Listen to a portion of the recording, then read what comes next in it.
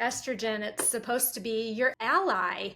She gave you curves and kept your skin glowing, your bones strong, your mood steady. For most of your life, she's had your back. She's been your main hormone. But somewhere in your 40s, 50s, something shifts, and progesterone, the hormone that keeps estrogen in check, starts to drop.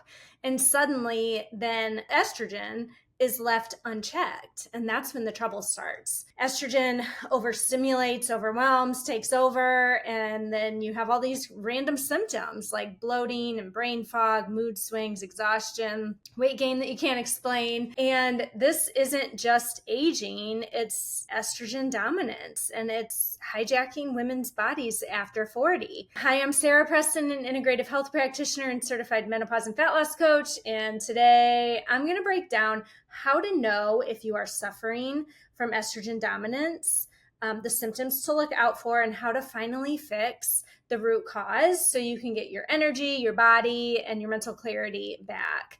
So what is estrogen dominance? Well, it's not about having too much estrogen. It's actually estrogen is unbalanced relative to progesterone. So what happens in perimenopause is due to irregular ovulation, you have less progesterone. It quietly starts to just exit the scene. And estrogen, you can think about it as estrogen is the fertilizer.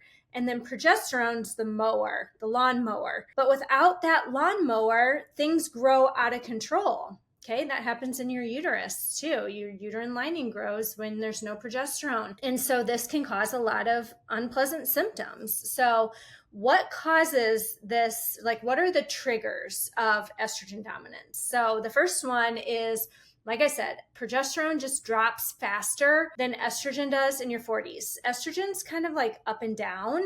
So you will feel these symptoms, randomly. It's not going to be necessarily all the time, but you will feel these kind of fluctuations. And because you're not ovulating every single month anymore, you will probably have low progesterone. And so that equals unopposed estrogen, because your estrogen's up here, but your progesterone, instead of being, here, is kind of going down like this. So then you have this extra estrogen in comparison to the amount of progesterone.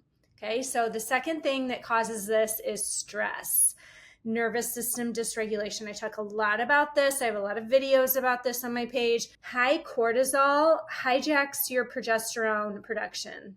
It steals that progesterone, basically, to make things simple. And your sympathetic nervous system gets, stuck on instead of your parasympathetic, which is the relaxation. And that messes with ovulation. So your body thinks it's in survival mode. And so, this can cause imbalances in those hormones. Okay, the next one is lifestyle and environmental contributions. Okay, so when you have, these estrogen fluctuations, you may be storing belly fat more so than anywhere else. You'll start to see that. Your gut starts to have issues, your liver can't clear out the estrogen properly sometimes at this age. And then there's xenoestrogens that we find in our environment, like plastics, makeup, food. So we want to try to get rid of those. And those act like kind of like fake estrogen. So they can cause these estrogen dominant symptoms too. So what are the symptoms? Like, what should you be looking out for? Unexplained weight gain, especially around your waist, mood swings, anxiety, low libido,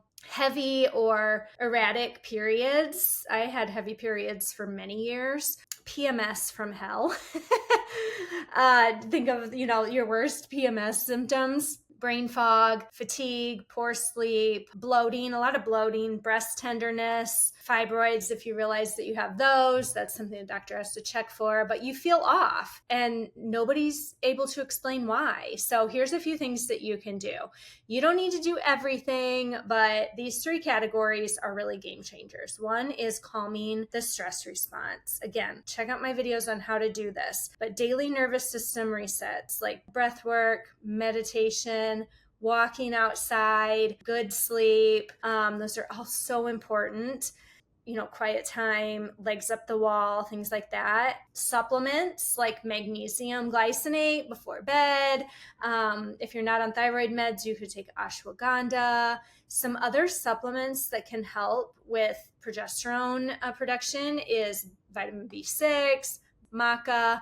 Again, you might want to talk to your provider about these. And of course, progesterone, just HRT, hormone replacement therapy, just straight progesterone, micronized progesterone, or progesterone cream. Again, talk to your provider, but this can be a game changer. But these things really signal safety to your body and then hopefully get your progesterone levels rising again. Depending on your age, again, if you're over a certain age, you're going to need that progesterone replacement therapy. And then the second thing is to clean up your estrogen metabolism. So eat a fiber-rich diet. Things, like avocado and raspberries and leafy greens and lentils and broccoli, especially cruciferous vegetables like broccoli, cauliflower, Brussels sprouts. These are going to help with estrogen elimination because they bind to the estrogen and help move it out of your body. So you really want to make sure you're eating your cruciferous vegetables every day. That liver and gut support with the veggies, maybe some flaxseed. Hydration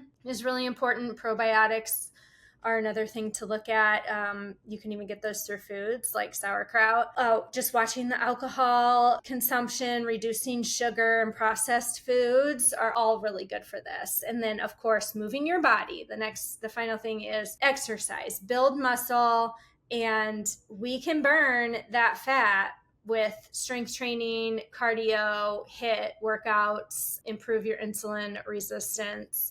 But these all help to really stabilize your hormones as well. So we want to make sure that we're doing those. So if you're dealing with brain fog, unexplained weight gain, the PMS symptoms, the heavy periods, anxiety, and just feeling like your body has turned against you, here's what matters. Estrogen dominance, it happens. It's common, especially in the beginning of perimenopause. And most importantly, it can be helped. It can be reversed. So when you address the root causes, like calming your stress response, supporting your liver, so it can process the hormones, reducing that, the fat on your body that's pumping out excess estrogen, because the less fat cells we have, the less estrogen dominance we're going to have, less estrogen.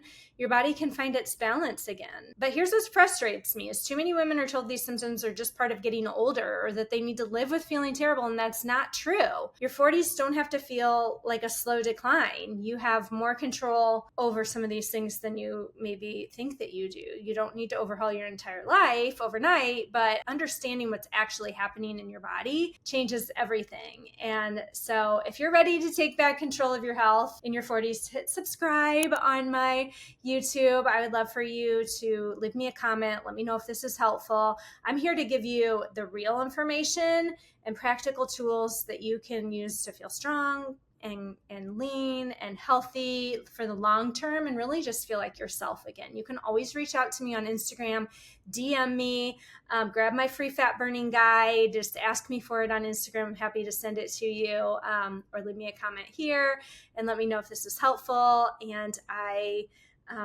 look forward to seeing you next time.